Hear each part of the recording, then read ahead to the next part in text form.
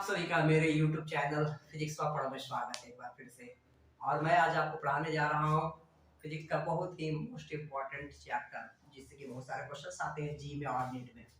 तो ये चैप्टर है आपका system of particle and rotational motion. सबसे पहले मैं डिस्कस करने जा रहा हूँ सिस्टम ऑफ पार्टिकल का। इसमें हम पढ़ेंगे क्या? तो हमें पढ़ना है सिस्टम ऑफ पार्टिकल के बारे में, और उसमें पढ़ना है हमें सेंटर ऑफ मास के बारे में। सेंटर ऑफ मास निकालने के हमें तरीकों के बारे में सीखना है कि सेंटर ऑफ मास कैसे निकाला जाएगा। तो हम लोग चार मेथड का यूज करेंगे, चारों अलग अलग मेथड्स को हम पढ़ने वाले हैं।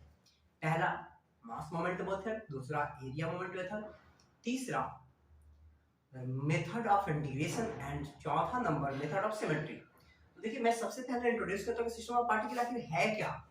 देखो, कोई भी बॉडी जो है ना, कोई भी ऑब्जेक्ट जो है, कोई भी मान लो कोई रिजिड बॉडी की बात कर रहा हूँ, और खास करके आप समझो रिजिड बॉडी का मतलब मैं उस बॉडी की बात कर रहा हूँ जिसमें क्या होंगे, इसके पार्टिकल जो इनसाइड वाले होंगे उनका पोजीशन जो होगा वो फिक्स्ड होगा, यानी वो चेंज नहीं करने वाले हैं। तो ये हमने कोई ले लिया, कोई भी रिजिड बॉडी है और इसका एक्सिस जो है ऑफ रोटेशन हमने ये ले रखा है, इसके अबाउट ये घूम सकता है, अपने एंगुलर स्पीड ओमेगा से घूम सकता है। इसमें बहुत सारे पार्टिकल्स होंगे। तो देखो, जैसे मैं कई सारे पार्टिकल की बात कर रहा हूँ, ये कई सारे पार्टिकल्स का मैंने लोकेशन दिखाया, आप देख सकते हो इस तरीके से कई सारे पार्टिकल्स दिखा रहा हूँ। ये सारे पार्टिकल्स की जो लोकेशंस होंगी ये अपने एक्सिस ऑफ रोटेशन से अलग अलग होंगी। जैसे देखो, ये आपका m1 पार्टिकल था, इसकी डिस्टेंस r1 है, ये m2 है, r2 पे है। इस तरीके से ये पार्टिकल लास्ट वाला जो मैंने लिखा है mn लिखा है, जो कि rn डिस्टेंस पे है। यानी यहाँ पे हमने मासेस ऑफ पार्टिकल जो लिए हैं क्या, m1 m2 m3 ऐसे करते करते हमने लिखे बहुत सारे पार्टिकल का mn तक, एंड उनकी डिस्टेंस एक्सिस ऑफ रोटेशन से कितनी है, r1 r2 ले लिया है। अब देखो, इसमें ये हो गया सिस्टम ऑफ पार्टिकल। सिंपल सी बात कि कोई भी बॉडी जो है जो कि सिस्टम ऑफ पार्टिकल होगा। अब बात करते हैं हमें पढ़ना जो इसमें टॉपिक है वो क्या पढ़ना है। सबसे पहला टॉपिक है पढ़ना है centre of mass. Centre of mass, अब देखिए सेंटर ऑफ मास है क्या। शॉर्टली मैं इसको लिख सकता हूं COM, सेंटर ऑफ मास, ठीक है। और इसको हम लोग डिनोट करेंगे, हमें जरूरत पड़ेगी तो हम इसको RCM से डिनोट करने वाले हैं। सिस्टम ऑफ पार्टिकल में ये टॉपिक बहुत इंपॉर्टेंट है। सेंटर ऑफ मास होता क्या है? देखो, बचपन से हम लोग सीखते आ रहे हैं, सेंटर ऑफ मास का हमें कोई कॉन्सेप्ट नहीं होता था, लेकिन हम लोग इस चीज को जानते थे। जैसे आप क्या करते थे, कभी ऐसे कुछ आपको छड़ी दे दी गई है तो आप ऐसे करते थे, किस तरीके से आप बैलेंस करते थे। अब भाई कहीं ना कहीं तो ये रुकेगी ना, तुम्हें पता है कहीं ना कहीं बैलेंस होगी। जहां पे बैलेंस हो जाएगी, जहां ये रुक जाएगी, वहीं पे क्या होगा, इसकी सेंटर ऑफ मास होगी। दूसरी बात, तुम अगर इस तरीके से यहाँ पे कर रहे हो तो यहाँ पे ये जब स्टैंड हो जाएगी तो यहाँ पे इसकी सेंटर, ये जो होगी सेंटर ऑफ मास होगी, ठीक है। यानी सेंटर ऑफ मास किसी भी बॉडी में या किसी के बॉडी के बाहर का वो पॉइंट है जहां पे उसका टोटल मास जो होगा वो कॉन्सेंट्रेट होगा। यानी अगर मैं इसका डेफिनेशन की बात करूं तो आप ऐसा बोल सकते हो कि द पॉइंट इनसाइड और आउटसाइड, दोनों चीज, ठीक है। द पॉइंट इनसाइड और outside a body at which its total mass is concentrated, यानी सारा मास इसका इसी जगह पे कंसंट्रेट रहेगा, है ना, कंसंट्रेटेड, इज कॉल्ड, आप शॉर्टली ऐसा बोल सकते हैं, सेंटर ऑफ मास।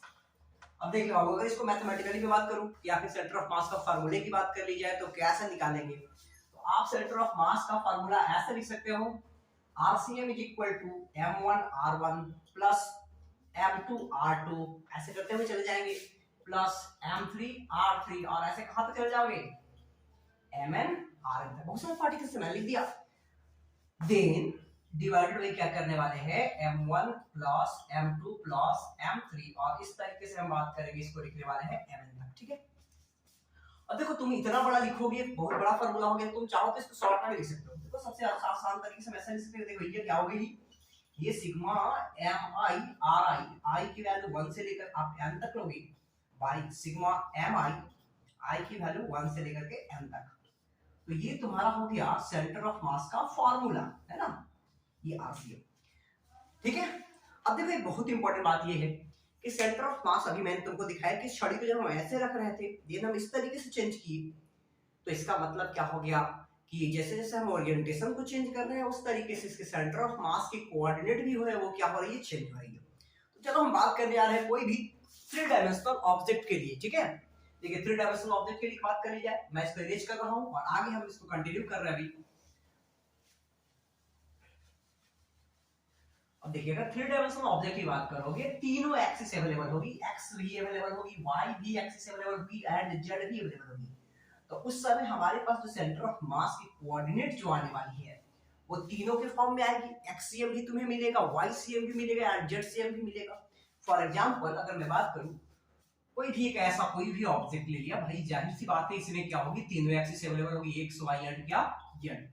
तो अगर मैं ये बोलूं कि फॉर 3 डायमेंशनल ऑब्जेक्ट, ठीक है, ऑब्जेक्ट, तो देखो अगर मैं यहाँ पे लिखना चाहूँ कोऑर्डिनेट की बात करूँ तो देख ले एक्ससीएम लिखोगे, एक्ससीएम की मतलब क्या हो जाएगी, फिर से वही बात है ना भाई, निकालोगे क्या m1 x1 m2 x2, ठीक है, ऐसे करते चल जाओ कहां तक m3 x3 एंड फाइनली कहां तक mn xn by m1 plus m2 plus m3, ऐसे करते चल जाओ कहां तक mn तक। अब देख लो तू ऐसा भी लिख सकता है ना, अब आसानी से क्या कर सकते हैं डायरेक्टली दो, ठीक है, एक्ससीएम की वैल्यू सिग्मा सर mi xi i is equal to 1 से लेके n तक, y क्या सिग्मा mi i की वैल्यू फिर से 1 से n तक, ये हो गई आपकी एक्ससीएम। इसी तरीके से तुम लिख सकते हो क्या ycm भी लिखोगे तो क्या आ जाएगी, तो sigma mi yi then i की वैल्यू फिर से कितनी से 1 से लेकर n तक, फिर क्या लिखोगे सिग्मा mi i की वैल्यू 1 से लेकर n तक। यानी समझो हम क्या कर रहे हैं भाई, नीचे जो है वो टोटल मास लिख रहा है, ठीक है, ऑब्जेक्ट की टोटल मास को हमने सिग्मा mi लिख दिया, यानी सारे पार्टिकल्स का मास जोड़ दो टोटल मास आ जाएगी, सिंपल सी बात है, ठीक है।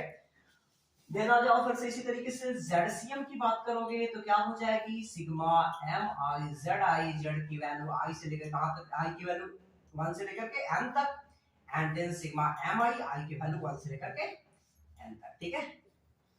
अब देख लो इस तरीके से ये हो जाएगा, ठीक है। लेकिन अब हम इसके क्वेश्चंस की भी बातें करेंगे, तो जाहिर सी बात है क्वेश्चंस नहीं करोगे ना तो कुछ फायदा नहीं होने वाला है ना, जी या नेट का प्रेजेंट कर रहे हो और सिर्फ फार्मूले जान के रख दे तो कोई काम नहीं होने वाला। सबसे पहले काम क्या है, तुम्हें प्रैक्टिस करनी पड़ेगी, मोर एंड मोर प्रैक्टिस पे क्वेश्चंस लगा एकदम, है ना, जितने सारे क्वेश्चंस हो पाए क्वेश्चंस लगाओगे अच्छा होगा। चलो एक सिंपल सा क्वेश्चन की बात कर रहा हूं मैं पहले, ठीक है। अब एकदम जम के लगनी पड़ेगी, मेहनत ना करोगे रिजल्ट ना होने वाला है भैया, बहुत भीड़ है, तुम्हें पता है ना, भीड़ जो है बहुत ज्यादा है। नेट में देख रहा लास्ट ईयर की बात करोगे, मैंने बताया अभी तक पहले भी, तो देख दो ही बातें होती है, तुझे या तो कंपटीशन निकालनी चाहे तो कंपटीशन तुझे निकाले तो वही तो पढ़ना तो पड़ेगा, है ना, तो तू ना निकाले कंपटीशन तुझे को निकाल देगा, है ना, तो बेटा कंपटीशन निकालनी है तो उसके लिए पढ़। देख पहले क्वेश्चन की बात कर रहा हूं मैं, फॉर एग्जांपल एक क्वेश्चन अभी दिखा रहा हूं, ठीक है, एग्जांपल में बात करें तो जैसे मान लो कि 4 पार्टिकल दिखे, कोई ऐसा बोला कि देख कोई है एक, कोई भी सिस्टम ऑफ पार्टिकल है जिसके पास 4 भी पार्टिकल है और ऐसा मैंने दे दिया, देख ले बाबू ये 1 kg की बॉडी थी, ये 2 kg की, और ये कोई 3 kg की बॉडी है और ये 4 kg की। मैं ऐसा बोल रहा हूं कि देखो 4 पार्टिकल है, मैं इसको लैंग्वेज में बात करूं तो कोई सिस्टम ऑफ पार्टिकल के पास 4 पार्टिकल है, 1 kg 2 kg 3 kg and 4 kg, और सबकी लोकेशंस जो है वो दी गई है, लोकेशंस दी गई है, इसकी लोकेशंस जो भी होगी, अगर मान लो कि हम बोल रहे कि इसकी लोकेशन से 4 मीटर पे है, इसकी लोकेशन 3 मीटर पे, इसकी लोकेशन 2 मीटर पे है एंड इसकी लोकेशन 1 मीटर पे है, थोड़ा मैं उल्टा लिख दिया है ना। अगर इस साइड से ओरिजिन की बात करते हैं, कहीं से मान लो कि ओरिजिन पे बात करो, लोकेशंस अलग अलग है, तो चाहो तो क्या लिखोगे कि सर अगर हम इसका आरसीएम निकालना चाहे तो हमें क्या करना पड़ता, m1 r1 करता plus m2 r2 m3 r3, ऐसे करोगे ना, ठीक है। तुम्हें ये बोला हुआ होता क्वेश्चन में कि देख ले बाबू 4 पार्टिकल है, चारों की मासेस दी गई है, चारों के लोकेशंस दिए गए हैं, तुम्हें क्या निकालनी है, सेंटर ऑफ मास।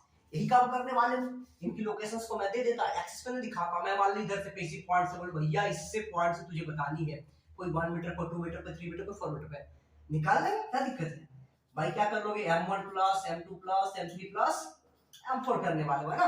चलो भाई देख ले क्या करेगा, तो इसकी लोकेशन मैंने 4 दी है 1 into 4, इसकी कितनी दी है 2 का लोकेशन है 3, देन आ जा 3 वाले का लोकेशन कितना है 2, देन क्या है इसमें 4 वाले का लोकेशन कितना है 1, ठीक है। ऐसा कर दिया हमने, चारों पार्टिकल के मास को ऐड कर दोगे, है ना, क्या कर दोगे 4 plus 3 plus sorry 1 plus 2 plus 3 plus 4, बात हो रही है, जोड़ दे ऊपर ये 4, ये भी 4 तेरा, है ना, यहाँ पे कितना 6 है और ये नीचे 12, 12 और 8 हो गई 20, 20 हो गई नहीं, ये आ जा 20 हो गई और ये हो गई 10, यानी इसके सेंटर ऑफ मास का रोटेशन जो होगा वो 2 मीटर होगा।